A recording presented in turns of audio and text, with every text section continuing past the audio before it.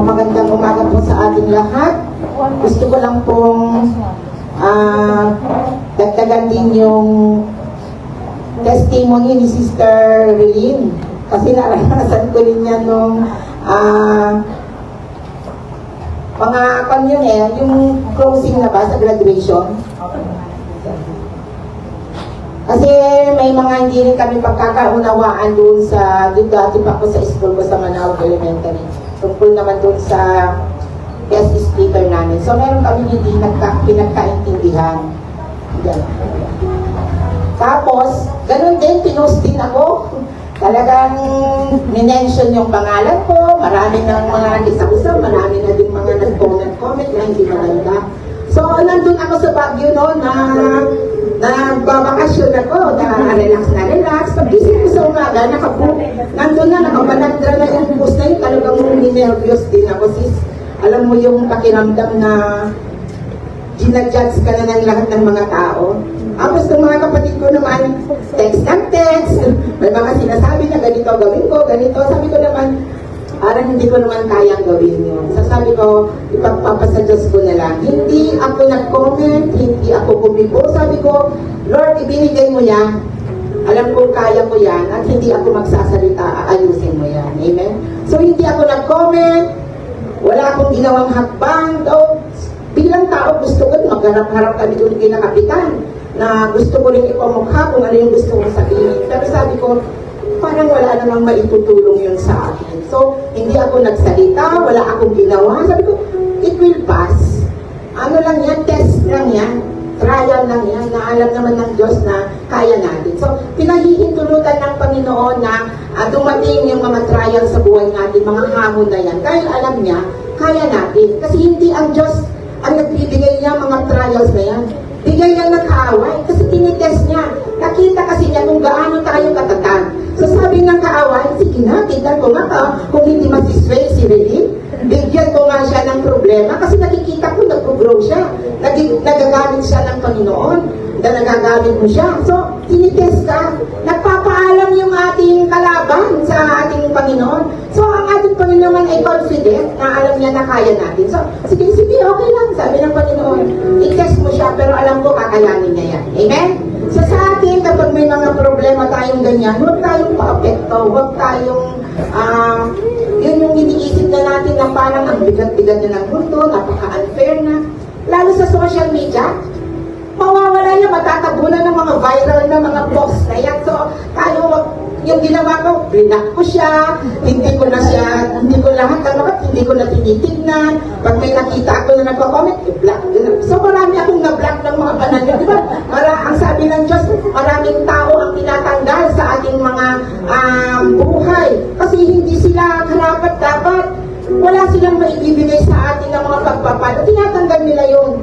So, alam ng Lord yun, may mga tatanggalin tayong mga tao. Blinak ko yun. Pamangkin ko pa yun, Pero tinanggal ko talaga kasi sabi ko, magbibigay yun ng stress. So, Sister Relin, kung meron ka man pang bigat sa puso mo, ipanalangin mo mamayang gabi yan, mawawala yan. Alam ko yan, madali lang tanggalin yan. Amen? Palakpakan natin ang ating Panginoon. So, we are on our third week, mga kapatid, at ang ating pag-uusapan is yung manifesto for the next generation.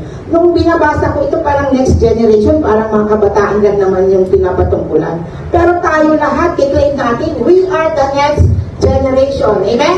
Hindi lang yung mga kabataan, hindi lang yun. Kahit si Brother Solmer, next generation yan. Amen? So itong lesson natin ngayon ay para sa ating lahat, hindi lang para sa mga Brother Miles, though single tira pa lang siya, sabi nga niya, pero God will provide yung nilalaan niya para sa iyo. Huwag kang mag-alala. Kung si Jane nga nakahanap, ikaw pa kaya. Amen? So, dito sa ating topic ngayon, God's plan for the next generation. Tayo pala, yung Panginoon pala ay may plano para sa ating next generation. Diba, palagi natin sinasabi, marami tayong plano, marami tayong mga iniisip na gagawin, pero ang Panginoon pa rin yung nagpapatupad sa mga plano na yan. Doon tayo nagpaplano, pero kung ayaw ng Panginoon, hindi mangyayari. So kung yung plano natin ay naka-align sa kagustuhan, kalooban ng Panginoon, ibibigay niya yan. So basahin natin ang ating Bible passages, dalawa kasi ito mga kapatid. Matthew 28:18 to 20, at saka Luke 10, verse 2. Ang sabi dito, "Then Jesus came to them and said, all authority in heaven and on earth has been given to me." Tignan ko natin itong susunod na mga sentences niya. "Therefore, baptizing them in the name of the Father and of the Son and of the Holy Spirit, and teaching them to obey everything I commanded you, and surely I am with you always to the very end of the age." So, pakatandaan natin yung apat na salita. Go, make, baptize, and teach them. Doon sa Luke 10:2, ang sabi dito, He told them, "The harvest is plentiful, but the workers are few. Ask the Lord of the harvest, therefore, to send out workers into His harvest field." So, maday tayo ni Apo Katigitisa sa una. Maraming mga aanihin, mga kapatid, pero konti ang mag-aani. Di ba sa mga panahon ito, yung anihan na naman, mahirap maghanap ng mga reaper, di ba? Kasi maraming aanihin, pero konti yung mag-aani. Inihahalin tulad ito ng ating Panginoon dito sa kanyang bilin sa atin. Kailangan niyang sabihin yung Great Commission. Ito yung huling bilin ng ating Panginoon sa kanyang mga disciples bago siya umakyat. Pero bago yan, mga kapatid, tingnan mo na kasi nakita ko itong manifesto. Parang hindi ko alam din yung meaning bigla, yung manifesto. So, tinignan ko rin. Sabi dito, public statement declaring. Ano yung dinideclare? Public yan, di ba? Mahirap tayo magsalita in public. Yan ang kahinaan ng mga tao. Yung magsalita dito sa harapan. Ako din nung una,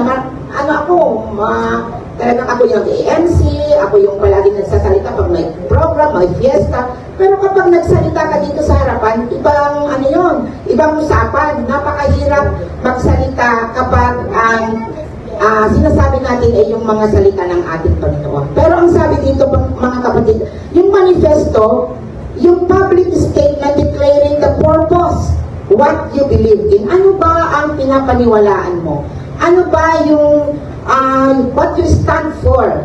Kapag sa politika, kung BBM ka o DDS ka, di ba? Pinapaglaban mo yan kahit na magkaaway na kayong magkaibigan. Minsan, nag-aaway yung mga kakapatid, magkakaibigan, magkaka-workmates dahil sa political affiliation yung gusto mo. So, what you stand for? Yung paniniwala mo. So, ganun yun. Kung gaano tayo katapang na ipaglaban yung ating mga gustong presidente, ito yung gusto ng ating Panginoon.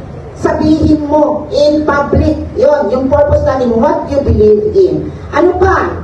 Public statement declaring your goals, what you aim to achieve. Diba meron tayong mga desire, meron tayong mga dreams. Ano yung gusto mo? Bilang ang estudyante, minsan sinasabi mo, gusto ko makatapos at the age of 25 kasi medyo na late. Ganito, mga age 26, 27, dapat may trabaho na ako. So, yun yung gusto mong gawin.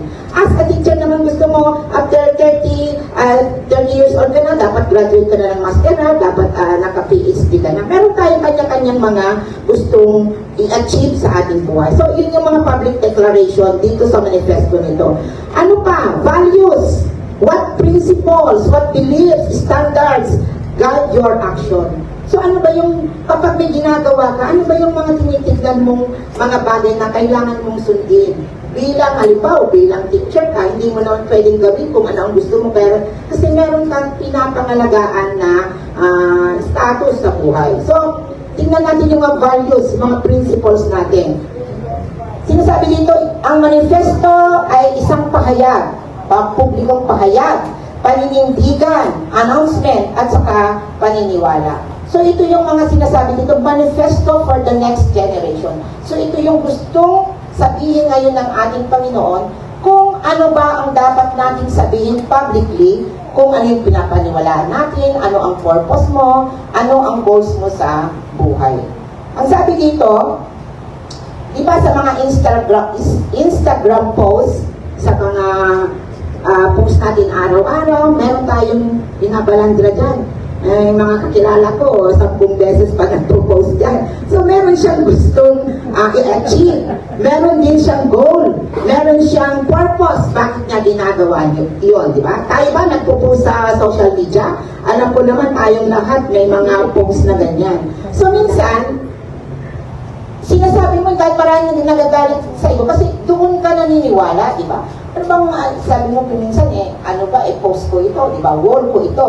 So kung ano man yung pinopost ko, bahala sila, ayaw nila o gusto nila. Di wag nilang basahin, pero ikaw, naninindigan ka. Ganun tayo ka-firm dun sa mga post natin. Pero minsan, meron din nasusuwi na, ni katunda yung post mo mali, di ba? Ang mga kapatid ka talaga, minsan nagtitext, iba yung spelling, di ba? Inaano nila yon, ni mali yung grammar mo, so minsan pinapalitan mo. Pero ganun pa rin yung paniniwala mo, kaya gusto mo pa rin i-post yun. So ganun yung ating manifesto in a human way, yung sa atin na personal.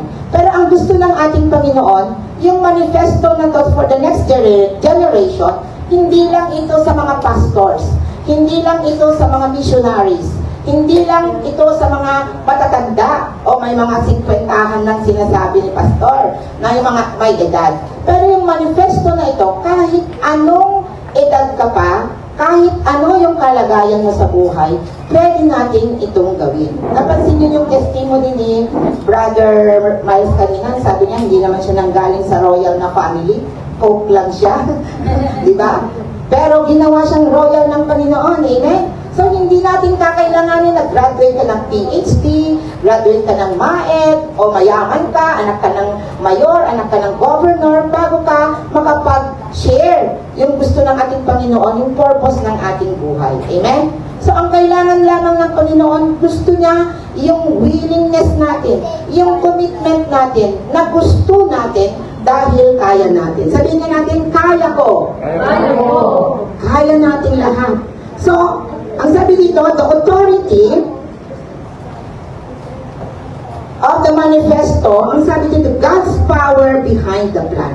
Ano ba ang plano ng ating Panginoon? Ang sabi niya, I have all authority in heaven and earth. Let that hit you. The one giving this mission isn't just a teacher. He's the God who defeated death. Amen? Siya lang ang tao na namatay na muling nabuhay, destroyed hell's power, and controls over everything, including your future. So bakit pa tayo mag-aalala mga kapatid? Lahat, yung destiny natin, yung plans natin, yung desire ng puso natin, kontrolado na lahat ito ng ating Panginoon. Amen? You don't need a degree, a big following, kahit 3 lang yung followers mo sa ang tawag doon, sa Facebook mo. Hindi rin kailangan ikaw yung principal sa school mo. Hindi rin kailangan ikaw yung anak ng mayor. Hindi natin kailangan yan dahil ang sabi ng Panginoon, I have the authority, all, sabi niya, in heaven and in earth. Amen? So, palakpakan na natin ang ating Panginoon sa ating buhay. Hindi natin kailangan ang perfectong buhay para lamang tayo ay sumunod sa Kanya. Sino ba ang hinahanap ng ating Panginoon? Yung bang mabubuting tao lamang? Hindi. Dahil na doon sa 100 na tupa, isa lang yung naligaw. Iniwan niya yung 99 kasi alam niya, confident siya na doon lang yung mga tupa na yon. Doon sa pastor, hinahanap ng pastor yung isang naliligaw. Kasi alam niya, kapag hindi niya hahanapin yon, maliligaw yun ng landas. Amen? So, hindi tayo kailangan maging perfecto para tayo ay sumunod sa ating Panginoon. Ang sasabihin natin, kapag tayo ay bata pa ako, hindi ko pa kayang mag-share ng Great Commission. Hindi ko pa kayang mag-share ng magandang balita. Pero isipin natin, si David, natalo niya si Goliath. Batang-bata pa si David. Hindi natin kaya, hindi tayo magaling magsalita. Nauutal tayo. Pero sino ba yung nauutal na ginamit ng ating Panginoon? Si Moses. Hindi tinignan ng Panginoon yung kapintasan ni Moses. Hindi rin niya titignan yung ating nakalipas. Kung tayo ay makasalanan noon, dapat i-claim natin nung nakilala na natin ang ating Panginoon, wala na yung dati. Di ba? The old has gone, the new has come. So, binago na tayo ng Panginoon na palagi natin sinasabi, kung tayo lamang, hindi natin kayang baguhin ang ating mga sarili. Napakahirap magbago kung tayo lamang. Pero, kapag tayo ay nag-commit sa ating Panginoon, sabihin mo sa Kanya kung ano man yung mga kahinaan mo, alam ko ang Panginoon makikinig sa iyo, babaguhin ka niya unti-unti. Amen? Amen. Parapakan natin ang ating Panginoon. Kapalad yung mga tao na may mga tao kasi biglang nagbabago, binabago siya ng Panginoon. So merong mga ganon, na kapag talagang totally na sinurrender niya ang buhay niya sa ating Panginoon, nababago siya. Pero may mga tao naman na babaguhin ng Panginoon unti-unti, in a process. So wag po tayong magmadali. Wag mong tignan yung kahinaan mo. Ang tignan mo yung kabutihan ng Panginoon sa iyong buhay. Ako dati, kahit teacher ako, alam mo naman yan, mga teacher, nandiyan yung mga teacher, marami tayong mga teacher dito. Kapag sa loob ng classroom, talagang ikaw ang bida, kaya mong magsalita, di ba? Parang alam mo lahat. Pero kapag sinabi ng pastor, ay sister, ikaw nga ang mag-pray, mag-opening prayer, ikaw nga ang mag-share ng testimony. Hala, pastor, hala pa na naka-ready, hanggang ay nararag, di ba? Ganon din kami dati, na yun yung kainahin ko lang, Sister Evian, na pag tinawag ako na, Sister Janice, mag-pray ka na. Alam niyo, talagang nininervyos ako, hindi ko rin alam kung ano ang gagawin ko. Pero sabi ko sa Panginoon, Panginoon, tinawag mo ako. Mahina ako, pero ikaw ay hindi mahina. Amen? So gagamitin ka ng Panginoon doon sa kahinaan mo. Palagi akong tinatawag na mag-pray. Na kahit na hindi sinasabi, bigla may program, Sister ay Ma'am Janice, ikaw daw ang opening prayer. Siyempre, papahiyan mo ba ang Panginoon? Amen? So kahit hindi ka ready, sabi mo, ay sige, ore permi, kinang nervyos mo atak, itat tao di dyan ni Mayor, di ba? Pero hindi yun ang titignan ng ating Panginoon. Alam niya na kaya mo dahil nandito siya sa atin. Amen? So ganun ang gawin natin kapag niya-nervyos tayo.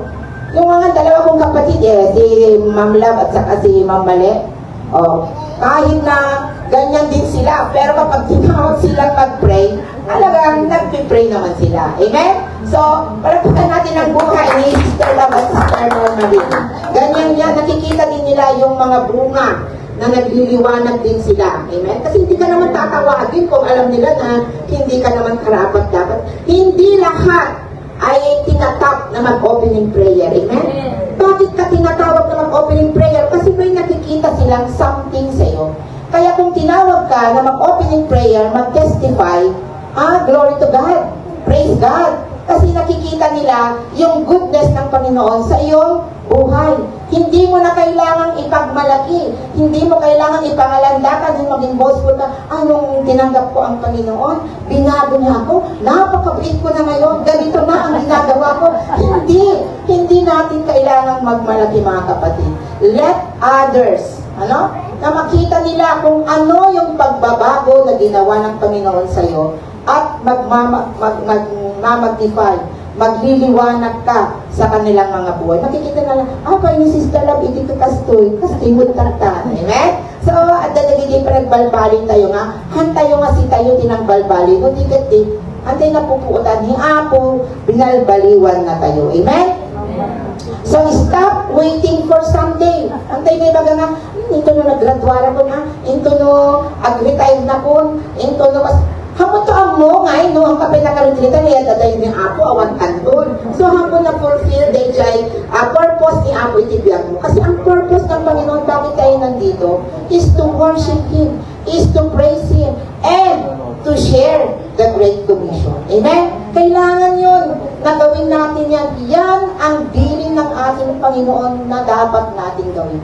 Kung hindi pa natin kaya ngayon, sa asawa mo muna, di ba? Hindi kahit pagkamali ka naman, hindi ka naman yan. Kailangan, huwag ka muna pumunta sa kapitbahay kung hindi mo pa na isasama ang iyong asawa sa pagsamba sa ating Panginoon. Amen? Yan yung unang-una mong dapat na misyon sa buhay. Sabi ko nga noon, di ba palagi din akong nag-testify dito? 20 years kong pinipray over si Brother Danny kapag natutulog, kapag lasing, na someday, alam ko Lord, hihipuin mo yung kanyang puso at sasamahan niya ako. Amen? Ngayon, nandyan na siya, na nakaupo, at siya pa yung hintahan, altawon, kung ano pa. So, natimang dagdag ka niyan. Amen? So, glory to God. So, wag nating hintayin yung someday na sabihin mo, ay, estudyante at pa yung tata, hindi ko pa kaya. Kung may best friend ka, kung may barkada ka, pwede mong i-share yung goodness of God sa iyong buwan. Hindi naman kailangan, may kapilyaman yun, doon ko na may salakan ka. Hindi naman tayo gano'n. Ang gagawin lang natin is relationship. Kailangan lamang iparamdam mo sa kaibigan mo, sa asawa mo, kung gaano sila kamahal ng ating Panginoon. Kung ano yung naramdaman mo, naranasan mo, experiences mo, na mga napagmamahal ng ating Panginoon, yun yung i-share mo sa Kanya.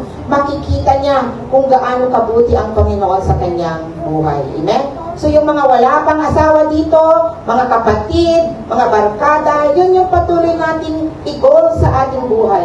Yun yung i-mission natin. Yun yung purpose natin. Na someday, yung bakante na upuan na yan, nandyan na yung iyong special someone. Amen, Jay? Nasa likod mo na ang iyong kasi nandito ka, kasi ikaw yung kasagutan ng prayer ng isang nananalangin sa iyo. Amen? Tayo din. Lahat tayo, nandito tayo kasi yun yung answered prayer nung isang taong nagmamahal sa iyo, ipinag-pray ka, kaya ngayon answered prayer na siya. Amen? Kaya ngayon naka-smile si Brother Jay. And someday, may isa din mag-i-smile dyan. Amen? So, we are God's representative. Si Roman, andyan na, ayaw lang dalhin dito. Oh, kaya someday, dadalhin na din ni Brother Roman. Para sa ganun, makatabi naman niya. Mas masarap magpuri sa Panginoon kapag kasama mo ang mahal mo sa buhay. Amen? Amen. Palakpakan natin ang ating Panginoon. If we are God's representative, agree ba kayo na we are God's representative? Amen. Amen. Dapat kiniklaim natin yan. We are God's representative. Hindi bigla yan ako.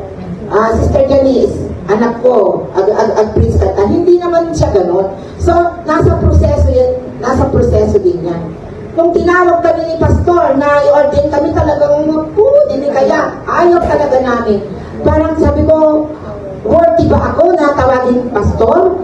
Yung nga, sis lang noon, tagal-gal kami, sister, kung ko lang. Di mas lalo pa pag pastora, matagal na proseso po yun na natanggap ko na pastora ako. Kasi kapag teacher ka, alam niyo na mga teacher, napakahirap.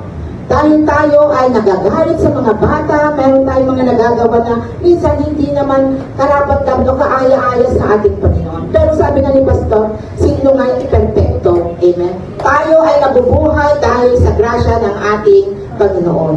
Huwag nating tignan yung kahinaan natin kung palagi tayong nagagalit. Sabihin natin yan sa ating Panginoon. Panginoon, natanggalin niya yung palagi galit tayo. Kung palagi tayong na-stress, sabihin natin sa ating Panginoon, tanggalin niya yan. Lahat ng mga bagay na ayaw natin, kasi yun yung mga kalaban natin sa ating mga sarili, ayaw natin pero nagagawa natin. Pero kapag ang Diyos ang nagtrabaho, ang kumilos, kahit mahirap tanggalin yan, nagagawa yan ng ating Panginoon. Amen? Dahil walang imposible sa ating Panginoon. Madali lang sa Kanya.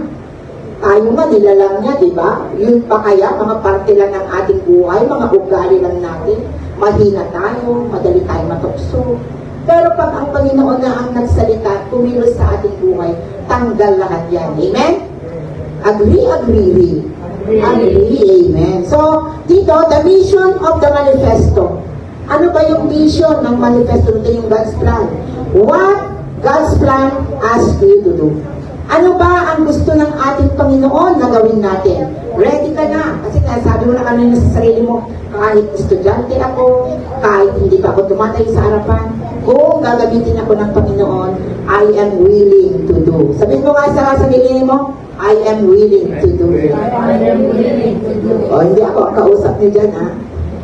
I am willing to do it. Kaya natin yan sa tulong ng ating Panginoon. Sabi ko nga kanina, ano yung dapat natin tandaan? Go! Number 1 is go. Go! Ang ibig sabihin niyan, step out. lumabas ka sa comfort zone mo. Sino ang pupuntahan mo? Everywhere. Kung nasaan ka, kung nasa school ka, o di yung mga kaklase mo ang kausapin mo. Kung nasa office ka, sino ang kakausapin mo? Yung mga office mates mo. Kung nasa field ka, sa Talon, Tungguman, sino ang tikatungtong mo? Dagijay ka doon, dijay. Hanod nga masapul nga, at sermon ka na dagita. Di ba ba kayo ni Apo ay ayaten na ka? Among ba nga ni Apo, kahit naayat ka niya. So ibaga, i-share mo dagijay goodness ni Apo Diyos itabiyag mo. Tapos tikas na makita na, nagmayat gayang iti-accept ni Apo. Tauray saan mo nga daw dawatin, no amuti Apo nga para kanya, nga dahil dagat makapasaya, itibiyag mo, ipaay na. Amen? Kitain tayo tas diniti kalagayan tayo. Sabi ko nga, before, 5 years ago, 10 years ago, ano ba yung mga pinapanalangin natin dati na andito na tayo ngayon sa lugar na yan? May post ako kagabi na, ay kahapon ba yun na, ang sabi ko, kung nasaan man ako ngayon, is my prayer before. So marami tayong answered prayer.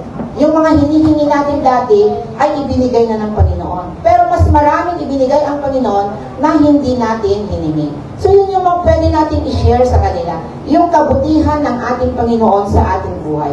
Para ma-encourage siya, makikita niya na ay kung pala ay susunod sa kagustuhan ng ating Panginoon, may mga pagpapala na darating. Kasi obedience first before blessing. Amen?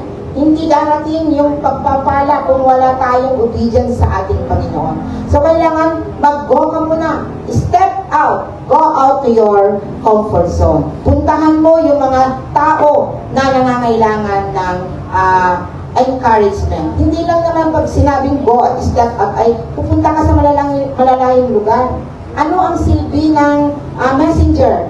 Ano ang silbi ng cellphone mo? Pwede mong tawagan yung mga kaibigan mo na hindi mo alam na mayroon pala silang pinagdadaanan. Kahit kunting kumusta lang, nasasabihin mo, kumusta ka na ngayon? Ano na ang balita sa'yo? Hindi mo alam at that time pala is nadidepress yung kaibigan mo. So pag nag-open up sa'yo, pagbigay ka ng mga verses na makakapag-encourage sa kanya. Kung may 5 kang kaibigan na kinumusta mo sa isang araw, may 1 o 2 ka doon na nabibless. Amen? So, kailangan din natin yan. Hindi man araw-araw. Pag naalala mo, ay, kumusta nga tayo gayon kung kasto yan. So, go. Step out to your comfort zone. Amen? Mapanda ka niya da, pero hindi lamang napuntahan na physically. Pero pwede sa messenger or pwede sa call. Number 2 is make disciples. Help others follow Jesus. It's not a program, it's a friendship. Yung sinabi ko nga kanina sa inyo, relationship yan. Abutin mo yung kapatid mo na sabihin mo, yun nga, may disciples na nag-make din ng disciples. Dapat namumunga din tayo mga kapatid. Hindi lang na-share mo, kailangan i-follow up din natin yan. Para sa ganon ay makita din niya, mag-invest tayo sa kanilang buhay. Kapag palagi mong sinisharean ang kapatid mo, ang kaibigan mo ng mga magandang verses, mga encouragement, there will come a time na makikita niya, ay kailangan na pala akong sumama kay Brother Miles, mga ganon. So make disciples, and then sila din yung mamumunga. And number 3, baptize. Kapag nakita na natin yung mga kapatid natin na willing na sumama sa ating Panginoon, nag-commit na, baptize. Sabi niya, baptize them in the name of the Father, of the Son, and of the Holy Spirit. Bakit kailangan mag-baptize? Nag-baptize na ba tayong lahat? Amen. Amen. Tayo nga, nung nag-baptize tayo, mayroon tayong binautismuhan doon sa mga taga-Quezon. Nagpunta pa kami sa corner. Napakahirap ng mga kapatid. Naglakad kami ng mga may matutulis na mga bato. At dati na panamin na naulit. Nakasta, damang ka, saka umuli. Sister Emmy, hindi makakyat. 2 sila ni Sister Lita. Meron mga nag-push sa kanila ganun. May taga-abot pa sa taas dahil mataas yun. At doon mismo sa may ilog, ilang beses na nagtimpos Sister Emmy doon. Pero alam natin, kahit mahirap mga kapatid, merong joy sa ating puso. Amen? Kasi nga, nagawa natin yung gusto ng ating Panginoon. Baptize. Hindi yung mga taga-Quezon, talagang punta pa sila ng corner para lamang mag-baptize. Kasi gusto nilang i-publicly declare na sila na ay anak ng ating Panginoon. So, kailangan din tayo, kapag hindi pa tayo nabaptize, yun yung goal natin, isang goal natin sa buhay na kailangan din natin mabaptize. And last, teach them. Sabi, kung ano yung narinig natin na mga salita o yung good news of salvation, yun yung talagang number one natin na isi-share sa ating mga kapatid. Teach them what you have heard. Kung ano yung narinig mo, kung kaya mo daw mag-TikTok, kung kaya mo mag-game online, kaya din natin na i-share online yung good news of salvation. Amen? Palakpakan natin ang Panginoon, mga kapatid. Kailangan natin turuan, sabihin, i-share natin kung ano man yung mga na natanggap natin na good news yung ating kaligtasan. You don't need a pulpit. Your life is the message. Live so differently that people ask, di ba magliliwanag ka? Sabi nila, apin na ka na nagbaling mo si Sister Angin. Apin na ka kastuigat magkikita ka nakaranran niyang kagyarupa na. So sasabihin nila, what's your secret? Sasabihin natin, ang ating Panginoon. Amen? Kailangan magliwanag tayo. Sabi ko nga kanina, hindi tayo kailangang magmalaki, ipagyabang kung ano yung binago ng ating Panginoon. Let others notice kung ano yung mga pagbabago na ginawa ng Panginoon. Makikita nila na hindi na kailangan ipagmayabang mo. Yung buhay mo is a great testimony, living testimony na tayo na ay binago na ng ating Panginoon. Pangatlo, the promise of the manifesto. Ano ba ang pangako ng ating Panginoon? God's promise to you. Ang sabi niya, and surely I am with you always to the very end of the age. Jesus, and with this, I am with you always, not that just good luck or call me if you need me, but He is with us 24/7. Kapag kumayo tayo, tayo ay nininervyos, tayo ay kinakabahan, tingnan natin, balikan natin yung pangako ng Diyos. Ang sabi niya, I am with you always. Hindi naman tayo isiset ng ating Panginoon na sige, bahala ka na doon. Punta ka ng corner. Kapag may problema ka, saka mo ako tawagan. Hindi. Sabi ng Panginoon, I am with you. Hindi lang niya tayo sasamahan, pero andito siya sa atin. Amen? So, i-claim natin that Jesus is with us 24/7. Kaya kung meron man tayong kahinaan, kinakabahan man tayo kapag tayo ay mag-share, isipin natin, andyan lang ang ating Panginoon. Amen? Amen. Yun yung pangako ng ating Panginoon. Hindi niya tayo iiwanan. Ang mga tao kasi is, ang fear nila, kinakatakutan nila is yung rejection. Sino ba naman ang hindi takot sa rejection? Kapag nagsasalita tayo, bagata kayo, nadula ang aming dagita. Na born again, kung kunada na ba, ayan. At nagiging persecution na kasi. Na hindi lahat ng ating sinisharean ay willing silang tumanggap. Pero tayo naman, gagawin lang natin kung ano yung gustong sabihin, gustong ipagawa ng ating Panginoon sa atin. May mga failures, may mga mangyayaring hindi natin kagustuhan, pero ang sabi na ng Panginoon, kung sino ang Diyos ni na Abraham noon, kung sino ang Diyos ni na Jacob noon, siya pa rin naman ngayon. Kung paano niya sinamahan ang mga kapatid natin na nauna na, ganun pa rin naman, hindi siya nagbabago, hindi naman siya nagbago ng mga pangako sa atin. Amen? Kung ano yung pangako niya noon, kung ano ang ginawa niya, ganun pa rin hanggang ngayon. Kaya huwag tayong matakot. Ang Diyos ay nasa sa atin, kaya huwag tayong matakot. Amen? The next generation's response, ano naman yung kailangan natin i-respond sa plano ng Panginoon? Kailangan may action. Ano yung action na gagawin natin? You claim it, you own it. Kailangan isabuhay natin ito. Hindi para lamang sa mga pastor, hindi sa ating mga magulang, kailangan sa atin yan. Don't wait for older generation to pass the baton. Kanayin namin iba ni Pastor, intuno, ag-retire na ki 65. Kuna na, si kay tuwid din. Api nga na urayong kay ki 65, nagbayag pa, 53 na pa lang ni Pastor. Di 12 years pa, nga aguray ka, sa kanto ag-share. So don't wait for pastor to pass the baton. Ano nga masapon nga, agbalik ka nga pastor, ano makashare ka. So you own it, you claim it, kailangan ibaga kayo, kayag na ito, i-share ko tatan, hanggang na ipagpabukas. Amen? Uray na kita, ubing kita likod. Daw, ubing kay pay, alikin ni Dos, you can share yung magandang balita sa iyong mga classmates. Sabihin ninyo that God loves them. Sabihin nyo, mahal sila ng Panginoon. Di ba dadakitain nyo nung ako ng saya at yak? Kaya yung sabihin sa classmate nyo na God loves them? O kahit yun man lang, alam mo, love na love ka ng Panginoon. Amen? So, hindi kailangan graduate ka na, hindi kailangan na ikaw ay mayaman o merong mga katungkulan. Pangalawa, live it. Let the Great Commission guide your choices. Ano man yung mga choices mo sa buhay, ano man yung mga decision mo, mga career na tatahakin mo, mga relationships na gusto mong gawin, kailangan i-commit mo sa ating Panginoon. So yung natanggap mo na magandang balita, you claim it, you live it, and the last one is share it and multiply it. Kailangan ma-multiply yan. Don't just collect followers. Sabi niya, make disciples who make disciples. I-share mo para mag-multiply, at mag-multiply. Kung kaya mong gumawa ng group chat, pwede ka rin magawa ng GC para sa Bible study. Pwede kang mag-live group. Pwedeng gawin yan kahit sa social media. Amen? Gagawa ka ng movement, hindi lang ng moment. Palagi nating isipin na yung manifesto ay kailangang masaynan, kailangang mag-commit tayo upang ito'y maging effective.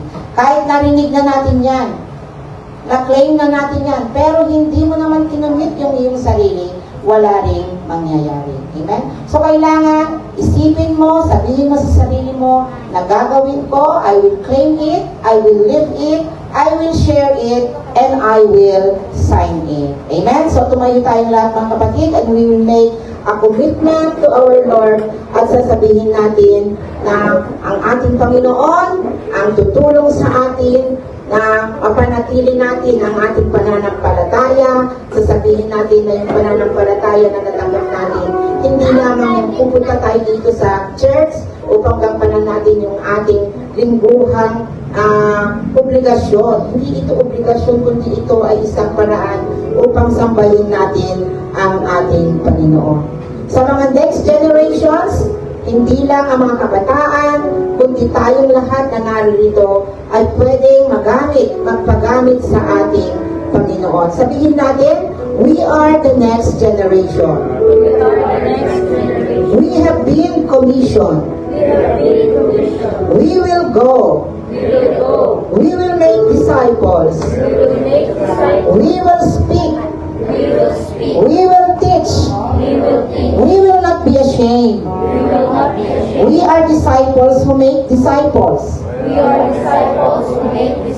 This is our manifesto. We follow God's plan for His glory. Amen. Pirmahan natin mga kapatid. Pirmahan mo ng iyong pangalan na we will claim it, we will live it, we will share it, and sign. Amen. Hallelujah, Jesus.